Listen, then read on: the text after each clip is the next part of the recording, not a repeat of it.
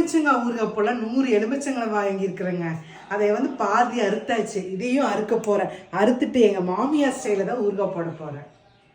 110 எலுமிச்சம்பழத்தைங்க நம்ம ஊறுகாய் போறதுக்கு இந்த மாதிரி தாங்க அறுக்கணும். பாருங்க, 300 கிராம் கல்லுப்பு, 3 ஸ்பூன் மஞ்சத்தூள்,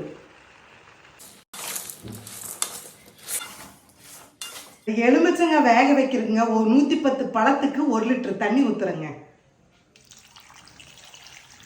இந்த தண்ணி நல்லா கொதிச்சுங்க, ஒரு ஆவி வருங்க. அப்ப எலுமிச்சங்காய் ஒரு அரை வேக்காடு வெந்திருக்கு. அப்ப ஆஃப் பண்ணிக்கணும். இப்ப நல்ல கொதி வந்துருச்சுங்க. இப்ப அரை வேக்காடு நல்லா லெமன் வெந்துருச்சு. இப்ப ஆஃப் பண்ணிக்கலாம்.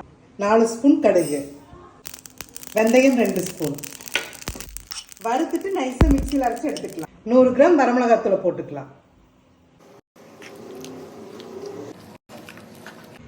1/2 லிட்டர் நல்லெண்ணெய்.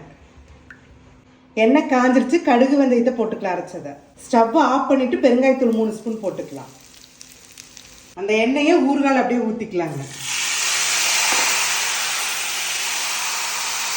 இதுதாங்க எங்க மாமியார் ஸ்டைல் ஊறுகாங்க. இந்த ஊறுகாயை அப்படியே சாப்பாட்டுக்கு கூட லைட்டா அப்படியே தொட்டு சாப்பிட்டா லெவல வேற லெவலுக்கு. அவங்க குயிக்காவும் செஞ்சிருவாங்க, டேஸ்டாவும் செஞ்சிருவாங்க. இது அப்படியே கண்ணாடி பாட்டில் இல்லாட்டி ஜாடியிலே போட்டு வச்சா 1 வருஷம் நாங்கள் 2 வருஷம் கூட நல்லா இருக்கு. நான் போன வருஷம் போட்ட ஊறுகாங்க, இப்போ கூட சாப்பிட்ற பயங்கர டேஸ்ட்டுங்க.